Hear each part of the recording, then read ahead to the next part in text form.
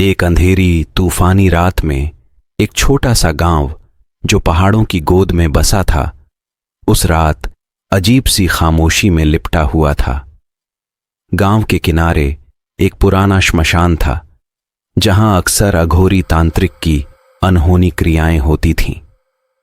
उस रात एक नया रहस्य जन्म लेने वाला था। रात के 12 बजे जैसे ही चर्च की घंटी बजी,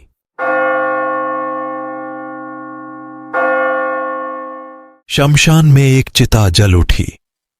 अघोरी तांत्रिक, जिसका नाम कल्कि था, अपनी काली क्रियाओं में लीन था। उसकी काली आंखें जैसे किसी को भी अपने वश में कर सकती थीं, आज और भी ज्यादा खूनी लग रही थीं। तांत्रिक ने अपने हाथ में एक रुद्राक्ष की माला ली और एक अनजानी भाषा में मंत्र जपना शुरू किया। आसमान में बिजली कड़की और एक विचित्र शक्ति शमशान को घेरने लगी।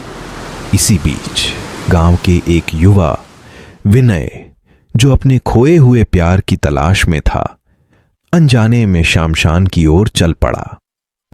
विनय का दिल तेजी से धड़क रहा था, पर उसके कदम उसे उसी ओर ले जा रहे थे जहां तांत्रिक अपनी रहस्यमयी क्रियाएं कर रहा था।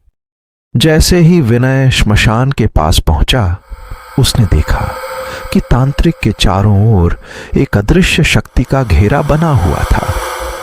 विनय के पैर थरथराने लगे, पर उसकी जिज्ञासा ने उसे आगे बढ़ने पर मजबूर किया।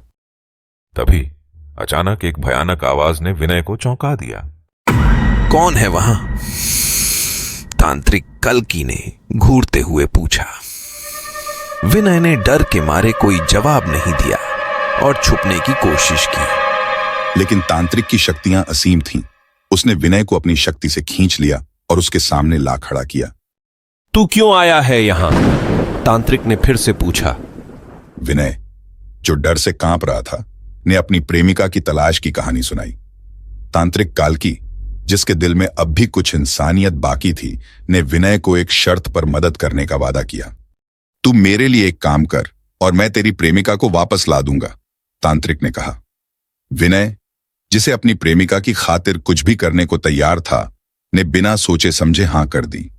तांत्रिक ने विनय को एक रहस्यमयी मंत्र दिया और कहा, इसे आधी रात को उस पहाड़ी पर जाकर पढ़ो जहां पूर्णिमा की रात को चांद सबसे ज्यादा चमकता है। लेकिन याद रखो, अगर तुमने इस मंत्र को गलत पढ़ा तो परिणाम भयानक होगा। विनय ने तांत्रिक की बात मानी और पहाड़ी की ओर चल पड़ा। जैसे ही उसने मंत्र पढ़ना शुरू किया, आसमान में बादल घुमड़ने लगे और एक अजीब सी शक्ति उसे घेरने लगी। तभी अचानक विनय की प्रेमिका जैसे किसी चमत्कार से उसके सामने प्रकट हुई। विनय ने खुशी के मारे उसे गले लगा लिया, पर उसे क्या पता था कि उसकी यह खुशी कुछ ही पलों की थी, क्योंकि जैसे ही विनय ने अपनी प्रेमिका को छोड़ा, वह धुआं बनकर हवा में विलीन हो गई। विनय की चीख पूरे गांव में गूंज उठी, पर अब उसकी प्रेमिका नहीं थी, सिर्फ उसकी यादें और एक अनसुलझा रहस्य था। तांत्रिक कल्कि ने विनय को एक सबक सिखाया था। कुछ चीजें हमेशा रहस्य ही बनी रहती हैं और कभी-कभी मृत्यु ही एकमात्र सत्य होती है। और इस तरह गांव में खूनी रात्रि का रहस्य एक अनसुलझी कहानी बनकर रह गई, जिसे सुनने वाले हर कोई की रूह कांप उठती थी। जैसे ही विनय की पुकार निर्जीव हवाओं में विलीन हो गई, वहां का सन्नाटा एक बार फिर गहरा गया। इस भयावह रात की कहानी, जो अब एक अनसुनी पहेली बन चुकी थी, ने सबको यह सिखाया कि इस दुनिया में बहुत सी चीजें हैं, कुछ अच्छी और कुछ बुरी, और बुराई का अंत कभी भी अच्छा नहीं होता। कहानी का यह अंत हमें एक गहरा संदेश देता है। भले ही हम अपने जीवन में जितने भी उतार चढ़ाव का सामना करें, हमें हमेशा अच्छाई में विश्वास रखना चाहिए और बुराई से दूर रहना चाहिए, क्योंकि अंत में बुराई का नतीजा कभी भी अच्छा नहीं हो सकता। इसी के साथ हम इस कहानी को हर हर महादेव के जयकारे के साथ समाप्त करते हैं, याद दिलाते हुए कि सच्चाई और धर्म की राह पर चलकर ही हम जीवन की असली शांति और सुख पा सकते हैं।